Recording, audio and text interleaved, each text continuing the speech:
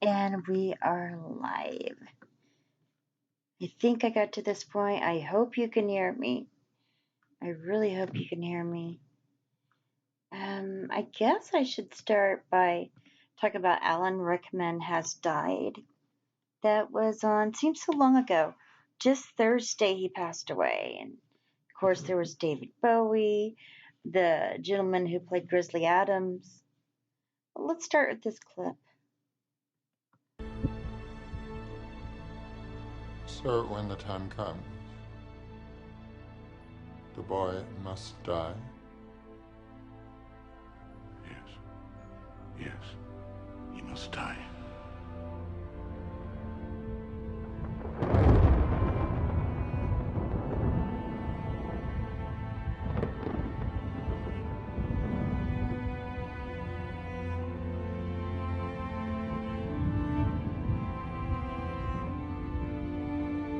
You've kept him alive so that he can die at the proper moment.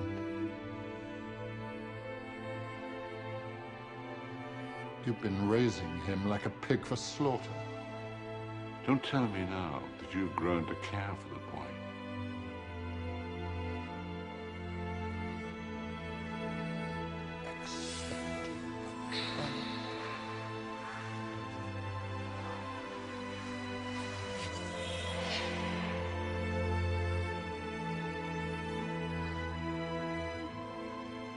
Really? After all this time? Always.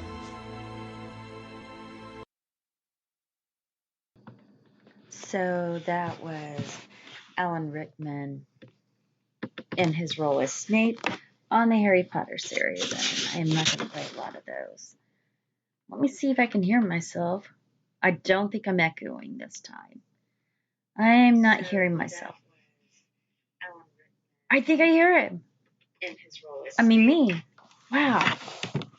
Guess what? I think I can take callers. So if you want to call in through your Skype, Vaccine Church News. Now, I'm going to play a longer clip of Alan Rickman. And he did not start acting till he was 41. And look all the memorable roles he has played. But there was one movie in particular, I think it was called The Preacher. Looking for it right now. It's about 20 minutes. And it's pretty good. I mean, I really enjoy it.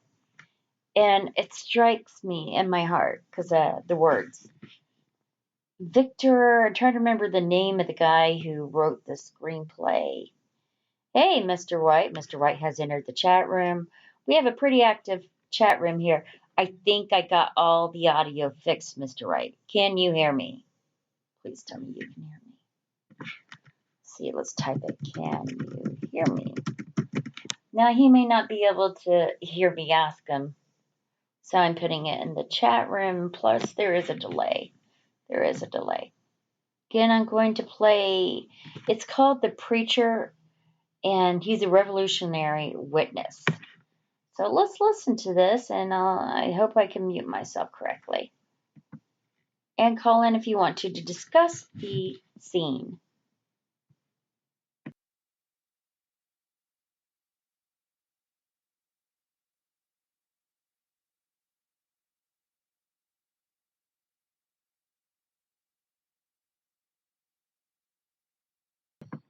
I don't think it's playing. I'm going to work with this, and hopefully it'll work. Come on. What am I doing wrong here? The other audio played, right? Does that work? No. Help! Maybe if I re-edit the file, you think that might help? Maybe. I'm just excited that let's go down here.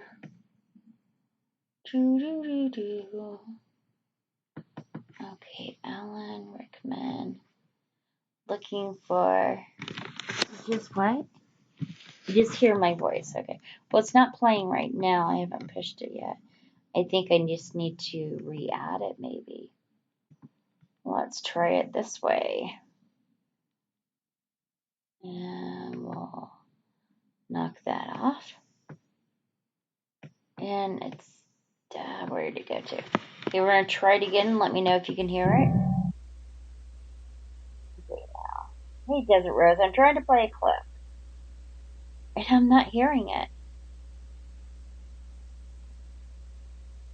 You can hear my voice though, right? Okay, here it is. Again, this is Alan Rickman. He's been the preacher, the 1989 movie. He's the guy who played Snape and passed away. Sadly, so young at 69 on Thursday. This is a moving piece. Waiting for the words to start. God created rich people first, and then showed them the world they would own. And when they came to a field with thousands of headless bodies with torsos and hands like iron, God told them the headless bodies were destined to be poor workers. The rich cried out, "But these heroes with their iron muscles will crush us." "Don't be frightened," answered God. "I shall place very small heads and brains on their bodies, so until they develop them, you've nothing to fear." Who are still the oppressors? The rich, who are still the oppressed, the poor. Your slavery is their liberty. Your poverty is their prosperity. Priests say the poor must be content with their poverty and they'll find heaven hereafter. Idiots. Cretinous rag pickers. My dog Georges has more sense. Don't you know that whilst you're gazing up at heaven, your pockets are being picked clean, your eyes are plucked out, and you're robbed of your birthright, blind to what is done to you? Christ's priests seized mankind in its cradle and broke the bad news, saying, "You shapeless stench, you can never be anything but filthy. Your only chance of winning a pardon for being so filthy is if you bow low in perfect humility in the face of all the afflictions, sorrows, and injustices heaped upon you." I'm going to start this over again so that Apocalypse can hear the beginning where Alan Rickman, also known as Snape, says, "In the beginning, God created rich people." Really listen to what he's saying here. This is about, it's set during the French Revolution. Well, you'll hear it. I think it's very moving. I think this is one of the better pieces he did in his career that started late in life at age 41. You're poor and you Oh, stay. it won't go back. Maybe if I do this. There. Let's try it now.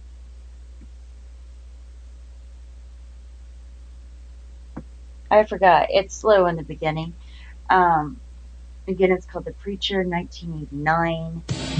A revolutionary witness. So if you want to listen it on YouTube, you can listen to it in its entirety. There is some background music, and there's a slight pause, then it begins. Someone's nagging, put like their name in front of it, written, something like that. Okay. Say no to pizza rolls. They're bad for you. And cheap. God created rich people first, and then showed them the world they would own. And when they came to a field with thousands of headless bodies with torsos and hands like iron, God told them the headless bodies were destined to be poor workers. The rich cried out, "But these heroes with their iron muscles will crush us." "Don't be frightened," answered God. "I shall place very small heads and brains on their bodies, so until they develop them, you've nothing to fear." Who are still the oppressors? The rich, who are still the oppressed, the poor. Your slavery is their liberty. Your poverty is their prosperity. Priests say the poor must be content with their poverty and they'll find heaven hereafter. Idiots. Cretinous rag pickers. My dog Georges has more sense. Don't you know that whilst you're gazing up at heaven, your pockets are being picked clean, your eyes are plucked out, and you're robbed of your birthright, blind to what is done to you? Christ's priests seized mankind in its cradle and broke the bad news, saying, "You shapeless stench, you can never be anything but filthy. Your only chance of winning a pardon for being so filthy is if you bow low in perfect humility in the face of all the afflictions, sorrows, and injustices heaped upon you. You're poor, and you stay poor. That is how it is meant to be. Life is a bitter ordeal. Don't speak out. Just try and save your worthless soul. You won't be able to, but you'll give us less trouble by trying. And when the time comes for you to die croaking, the darkness will be as hard to bear as the daylight ever was." Oh. The church knows its business. It offers fear and punishment, not happiness, certainly not liberty, only servitude, forever and forever. Religion is a liar and a cheat. Yet still you hunger for it. That's why you've sent for me. Jacques Roux, Mad Jacques, Red Roux, preacher of the poor, sower of sedition, subverter of all laws, a priest who saw the light of reason and now proclaims fellowship with all who live in dark dens and desolate places. It's fitting that I should preach perhaps my last sermon in a ruined church in the parish of St. Nicholas, Summer's End. I go before the tribunal tomorrow, charged with revolutionary excess. Now I am, it seems, too revolutionary for the revolution, and so it begins. When power rested in one man, King Louis, all sorts complained of oppression, and the nobility, middle, and moneyed men called on the poor to help. Together, we lopped off that top branch of tyranny, but the tree still stands and spreads. New branches hide the sun of freedom from the poor. The Revolutionary Tribunal is one such. I don't recognize its authority to judge me. Only the poor of St. Nicholas can do that. I come here to lay the rags and tatters of my life before my peers. Habits are hard to break, citizens. I come to confess me. Hear my confession. Do not forgive me, Father, for I have not sinned. My own father had 12 children, and as I was the cleverest, he rid himself of me by sending me to school at the Angoulême Seminary. At 15, I was ordained a priest when I knew even less about God than I know now. There was a priest on every dunghill. The scummier they were, the more they sprouted. But I stayed on and became professor of philosophy, teaching students to bear with fortitude the misfortunes of others. Like religion, philosophy solves the problems of the past and the future, never the present. In 79, the Angoulême students rioted over the agony they saw around them and killed a cook by accident. As a suspect teacher with ideas, I was arrested and imprisoned, though I had nothing to do with the incident. A month or so later, I was released. No trial, no inquiry. Authority had decreed it, and I had no say in the matter whether I was to be free or in chains. This is how fires are kindled. Afterwards, I spent 4 years in the chair of experimental medicine at Angoulême, but medicine proved equally useless. Physicians know even less than philosophers and priests gangrened together. They lie. They all lie. Isn't that so, Georges? You tell him. I've grown hoarse in the telling. In 89, I was given this poor parish of St. Nicholas, and I was born into the real world of starvation and misery, and I saw the horror and the hope, too, for the revolution burst over us, smashed the clamps that held us down, and swept us up with its transforming power. We opened the book we'd never read, and on the first page was the word liberty. Listen. Listen, the revolution was born in violence. Revolutions must be violent. It is the only way to end the greater violence that keeps the majority of mankind in servitude. Do you think that those with privileges would give them up without a fight because you have a charming smile and the best arguments? Adjuro. Adjuro.